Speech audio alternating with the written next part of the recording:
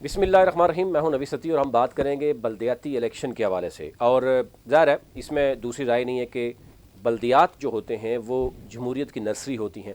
और इसमें सबसे बड़ी रुकावट, मज़े की बात है, कौन लोग होते हैं? वो आपके यही लोग होते हैं जो आपको बताते हैं जमहूरियत होती क्या है, जो आपके लिए, आप जिनके लिए नारे लगाते हैं जनाब के जमहूरियत होनी चाहिए।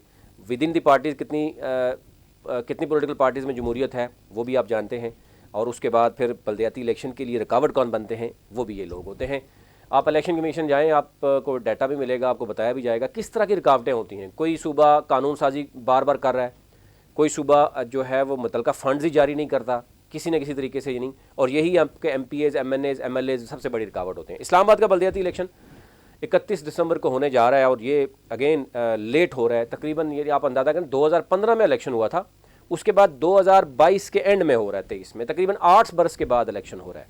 इस दौरान 2 इलेक्शन होने चाहिए थे लेकिन वो 2 इलेक्शन नहीं हुए।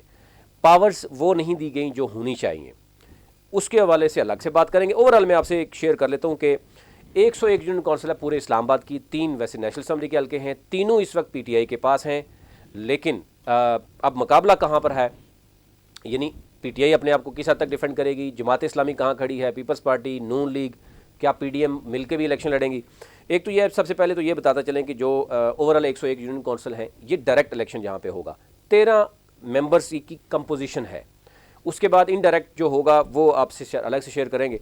लेकिन 13 में यानी एक होगा UC चेयरमैन और वाइस चेयरमैन, एक ही वोट होगा। साथ 6 जो है वो वार्ड्स होंगे, 6 वार्ड्स के साथ 2 जो है वो फीमेल है, और पूरे यानी 6 वार्ड्स पे 2 फीमेल है, 3-3 करके, यानी उसको इस तरीके से डिवाइड किया गया।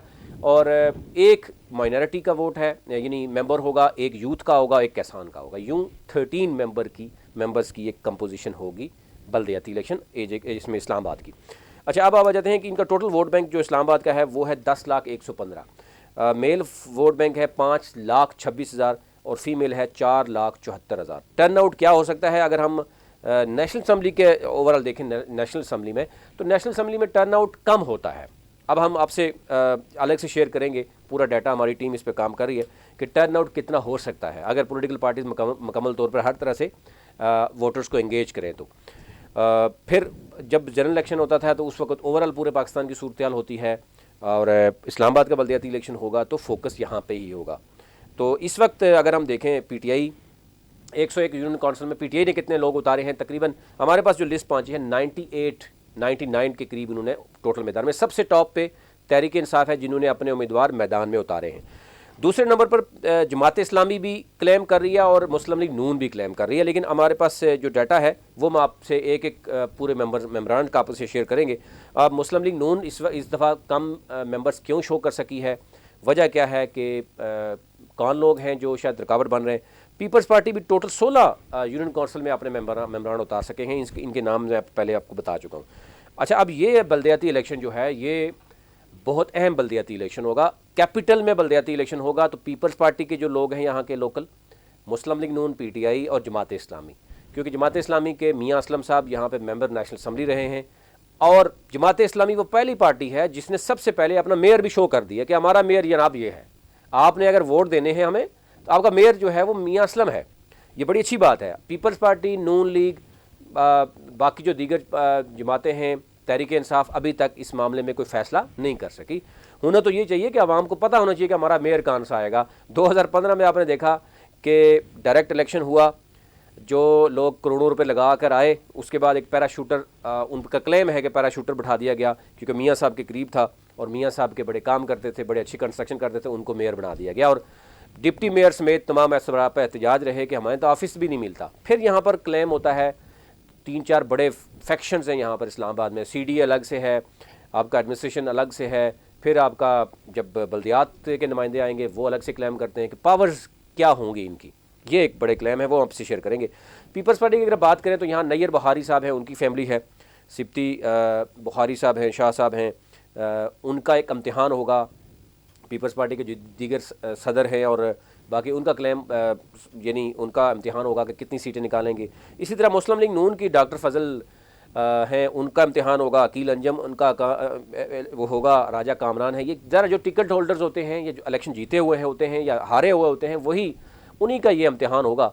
कि क्या होगा। और तहरीक इंसाफ, क्योंकि तीनों सीटें तहरीक इंसाफ हैं के पास हैं फ़िलहाल, राजा खुरम है, अली अवान है और असद उमर है, और ज़ारा बाकी जो दीगर उनकी है लीडरशिप वो भी इसमें होगी। अब ये मुकाबला आज के बाद हमें देखने में नज़र आ रहा है कि बड़ी जो है वो मुकाबला तेज़ी से चल रहा है। अली अवान साहब कोई अपने मेम्बरान को गरमाने के लिए क्या कुछ कह रहे हैं वो आपसे शेयर करेंगे। इसी तरह मियाँ असलम साहब मैदान में आ चुके हैं। पीपल्स पार्टी अभी तक खामोश नज़र आ रही है, लेकिन उन्होंने अपने मैदान में बंदे उतार दिए हैं। जमात इस्लामी अलबत्ता रोज़ाना की बुनियाद पर बल्दियाती इलेक्शन में अभी से काम कर रही है, और PTI और जमात इस्लामी हमें अभी से लग रहा है कि वो मेहनत कर रही हैं। PTI के ख़वातीन जो है वो घर डोर टू डोर हमें जाते हुए नज़र आ रही हैं। जमात इस्लामी अपने मंशूर को बढ़ाते हुए नज़र आ रही है। इन तमाम पॉलिटिकल पार्टीज़ का कोशिश करेंगे मंशूर भी आपके सामने रखें, आपके लिए आसानी हो। अच्छा, जमात इस्लामी ने मियाँ असलम को तो नामज़द कर दिया मेयर, और उन्होंने कहा जी हमने जमात इस्लामी ने इस्लामाबाद की 85 यूनियन कौंसिल में उम्मीदवार मैदान में उतारे हैं। ये उन्होंने प्रेस कॉन्फ्रेंस भी की थी। तो साथ उन्होंने क्लेम भी किया कि हम 700 से ज़्यादा बच्चों की कफ़ालत कर रहे हैं, यानी इस वक्त जमात इस्लामी कर रही है। और उन्होंने ये ऑफ़र दी है उन लोगों के लिए जो उनको वोट देंगे कि जनाब हम करेंगे क्या, मंशूर क्या दिया है उन्होंने कहा जी 10,000 ज़हीन तलबा को ज़ाइफ़ देंगे। फिर उन्होंने कहा जी जमात इस्लामी ने खिदमत की है। ज़रा जमात इस्लामी तो खिदमत के हवाले से तो इसमें कोई दूसरी राय नहीं है। इस्लामाबाद में 50,000 नौजवानों को स्किल डेवलपमेंट देंगे, ये मियाँ असलम का बाकायदा तौर पर मंशूर है, यह ऐलान है जो आवाम के लिए है। फिर उन्होंने कहा 10,000 ख़वातीन को यूनियन कौंसिल सतह पर रोज़गार देंगे। लेकिन इस तरह की जो मंशूर है वो आपको किसी और पार्टी का नज़र नहीं आ रहा। किसी और पार्टी ने अभी तक अपना मेयर सामने नहीं लाया। तो एक तो ये है कि इम्तिहान बिल्कुल बाकी लोगों के साथ है, और क्या जमात इस्लामी क्या रोल प्ले करेगी। यूनियन कौंसिल नंबर 1 से लेकर 101 तक कोशिश करेंगे कि हम हर इलाके की हवाले से आपसे शेयर कर सकें कि कौन सी पार्टी क्या कर रही है, कौन मजबूत है, कौन कमज़ोर है, इस हवाले से। लेकिन इस्लामाबाद के शहरियों के लिए भी ये एक बहुत बड़ी एक्टिविटी भी होगी, और ये होता है यानी बुनियादी जो पावर्स होती हैं वो नुमाइंदों के पास होनी चाहिए, तो वहाँ पे ही होता है। लेकिन अब देखना ये होगा कि PTI, पीपल्स पार्टी, नून लीग क्या अपना मेयर शो करेंगे पहले, या उसी तरह पैराशूटर लाने के लिए बात की जाएगी। जैसे जमात इस्लामी ने एक पत्ता फेंक दिया, उसको किस हद तक कैश किया जाएगा। अभी तक ये इतना ही। मज़ीद इसमें जो अपडेट हैं वो मैं कल आपसे शेयर करूँगा। बहुत शुक्रिया।